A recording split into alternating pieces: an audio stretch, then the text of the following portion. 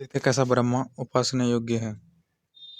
उपासना की चीज तो सुरुचिया, इसमें सुप्रकाशमान सुष्टु रुचि विशेष मतलब सुप्रकाशमान, अच्छी तरह ईश्वर सुंदर प्रकाशमान है, मतलब अपने गुणों में कल्याण ही करेंगे। देखो हमारा जैसे कि हाँ, अगर हम नहीं माने ना कि हाँ हमें चाहिए जो चाहिए कि हाँ दया है, तो फिर ईश्वर कुछ नहीं कर सकते हमारा।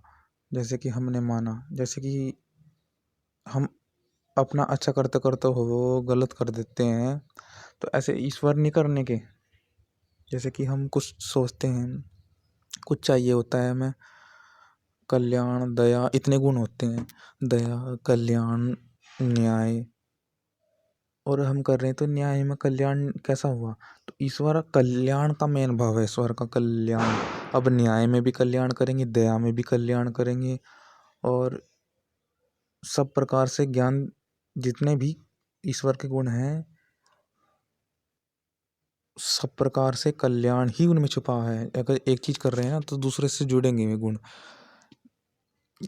जैसे कुछ ईश्वर हमारे लिए योजना बता रहे हैं, तो फिर वह देखेंगे कि न्याय, कि वास्तविक में ये सही न्याय कर रहा था क्या, वास्तविक में इसे ये न्याय चाहिए क्या, ये उलझ गया, इसे पता ही नहीं वास्तविक में कुछ जो कर रहा था। हाँ, क्या न्याय के पथ में चल रहा था, हाँ इसे अब कल्याण चाहिए, तो उस कल्याण के लिए इसको ये वस्तु चाहिए, तो उस वस्तु का फिर ज्ञान देते हैं ईश्वर। ऐसा रहता है। अच्छा, न्याय दया सर्वाधार सर्व ईश्वर। अच्छा, ईश्वर ये हुई तो है कि इस चीज वस्तु को बता देते हैं। सर्व अंतर्यामी अजर अमर अभय, अभय कर देते हैं हमें। अभय का कल्याण मतलब कहाँ हमें अभय करना है, फिर वहां पर हमें अभय को हम ईश्वर इतने व्यापक ले जाते हैं कि कल्याण तक ले जाते हैं। मतलब अभय से जैसे कि ईश्वर हमारा कल्याण करें तो चाहते हैं कि क्या दया में भी इसने कल्याण किया, मतलब दूसरा से चिढ़ कर तो दूर जाना चाह रहा है, दूसरा से दूर रहना चाह रहा है हमेशा। चिढ़ मतलब दूसरा से दूर जाना चाह रहा, तो एक तरह भय भय पैदा ही कर रहा है अपने लिए, कि दूसरे से मैं चिढ़ता हूँ, दूसरे ना देखो, अच्छा दूसरा देख लिया मैंने, दूसरे का देख लिया मैंने, अरे दूसरे का इतना हो गया, दूसरे का इतना काम हो गया, अरे दूसरे का इतना हो गया। तो मतलब एक तरह से भय बनाते जा रहे हैं ना, तो भय का तो काम कर रहे हैं हम। फिर ईश्वर अभय का कल्याण कैसे कर देंगे जब दया में कल्याण नहीं किया हमने, किसी के प्रति दया नहीं करी। तो कल्याण से कल्याण जुड़ रहा है ईश्वर का, दूसरे गुणों से दूसरे गुण जुड़ रहे हैं, दया भाव कल्याण। तो जब भी तो हमारा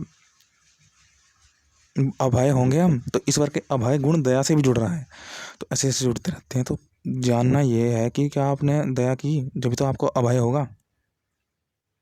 अब देखते हैं सीमतः, यानी कि ईश्वर एक चीज करते रहे तो दूसरे क्या व्यक्ति ना देखें, मतलब एक व्यक्ति का कर दिया दूसरे व्यक्ति का नहीं किया, तो फिर तो बस ईश्वर पर किसी को ध्यान नहीं देने का कि हम तो भाई ऐसे ऐसे ही हैं। फिर जब ईश्वर कुछ एक देखो कर रहे तो फिर क्या, फिर तो हम अपने आप ही कर लेते हैं। ईश्वर एक व्यापक दृष्टि से है। जब ये व्यक्ति हमारा भला नहीं कर रहा, जब इसकी पहुंच ही नहीं मारता, तो इसका आदर कर कभी क्या फायदा होगा हमारे लिए। फिर दूसरे व्यक्ति देखते नहीं इधर उधर, तो सोचते हैं फिर ये क्या है, बस ये उस पर ध्यान भी नहीं जाता। तो इसलिए ईश्वर सबके लिए कर रहे हैं, जहाँ पर चारों ओर देखो सबके लिए कुछ ना कुछ चल रहा है। जिसको ज़्यादा जरूरत है उसके लिए भी हो रहा है, जिसे कम जो उसके लिए भी कुछ ना कुछ हो रहा है।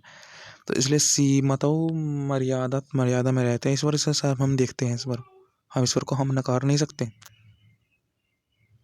ये थोड़ा कह सकते हैं कि उसका करके भी तो, ईश्वर का आदर करके भी क्या हमें कुछ फायदा होने का ही नहीं, ऐसा थोड़ा ही कह देंगे हम।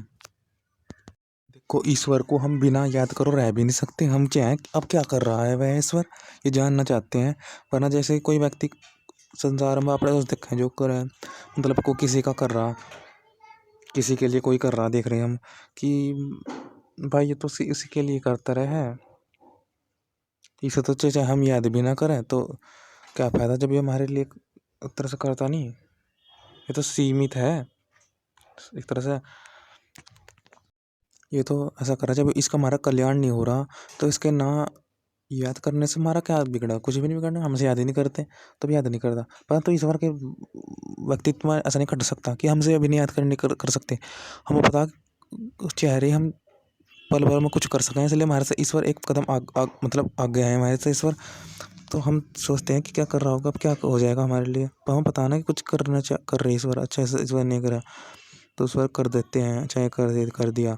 तो ये नहीं हम उसको बिना स्मरण करे रह सकते हैं उसे, तो हम स्मरण ही करेंगे कि हाँ अब क्या कर रहा है वह, तो सबके लिए समान रूप से कर रहा है वह ईश्वर। सृष्टि यादव प्रथमम, जिसके विषय में हम पता रहना है क्या कर रहा है उसे ये हम कहते हैं कर अनादर, मतलब कि हम नहीं सोचते तेरे विषय में, उसके विषय में कम सोचने लगा जिसके विषय में पता रहता है, परंतु ईश्वर के विषय में पता नहीं हमें कि क्या कर रहे क्या करेंगे, मतलब कैसे करेंगे हमारे लिए। तो फिर हम ईश्वर से, तब ईश्वर क्या कर रहे होंगे, फिर ईश्वर के कार्य कृत्य को देखते हैं कि हाँ ईश्वर ऐसे ऐसे कार्य करते हैं, ईश्वर को फिर थोड़ा थोड़ा समझने लगते हैं कि हाँ ईश्वर कुछ करेंगे, अच्छा ईश्वर ने ये कर दिया, अब तो ये हो गया मेरे साथ, अच्छा ईश्वर ने ऐसा किया मेरे साथ, अच्छा मैं इसलिए यहाँ पर हुआ हो गया हूँ। तो फिर थोड़ा थोड़ा ईश्वर को समझने की कोशिश करते हैं, जानने की कोशिश करते हैं।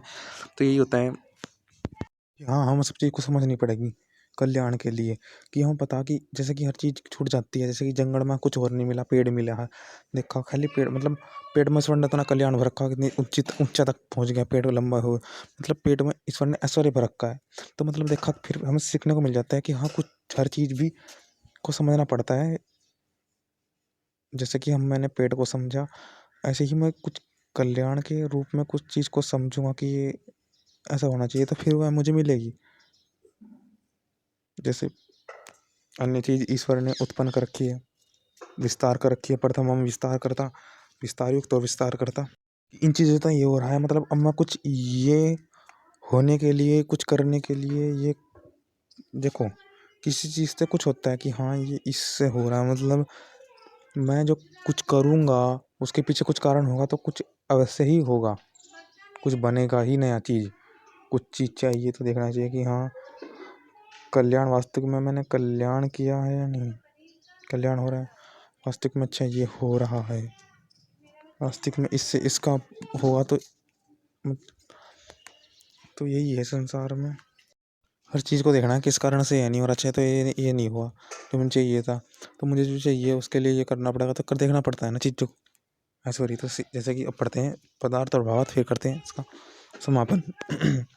तो जो सृष्टि की आदि में सबका उत्पादक और ज्ञाता, विस्तार युक्त और विस्तार करता, सबसे बड़ा सुंदर प्रकाश युक्त, सुंदर रुचि का विषय, ग्रहण योग्य, जिस इस संबंधी चंद्रमा, पृथ्वी और नक्षत्र आदि विविध स्थलों में स्थित ईश्वर ज्ञान के दृष्टांत लोग, उन सबको वह अपनी व्याप्ति से आच्छादित कर देते हैं। मतलब ईश्वर की व्याप्ति से वो कल्याण होगा ही, मैंने पहले कह देता, और व्याप्ति से एकदम तुरंत हो जाता है आच्छादित। व्याप्ति तुमने किस लिए किया, मुझे कल्याण के लिए ही ईश्वर ने इस सब में व्याप्त हो रहे हैं संसार में। और आच्छादित, आच्छादन, आच्छादित क्या होता है, बिना पूछो कर दिया कल्याण, आच्छादित, छादयति, देखो छाद दयति, दयति मतलब इसमें कुछ दय है, और छादयति मतलब करता है, ईश्वर मर्यादा से विद्यमान, देखने योग्य और अव्यक्त और कारण से आकाश रूप स्थान को ग्रहण करता, उसी ब्रह्मा की उपासना सब लोग नित्य का वैसे करनी चाहिए। जो बात की इसमें से ही है, इसमें हर पहलू को सुलझा देते हैं, बिना कोई सुलझा देते हैं, भ्रम को दूर कर देते हैं, चाह रहे थे कल्याण, दया की नहीं, तो अभय कैसे होगा, वही बात की थी जो हमने पहले।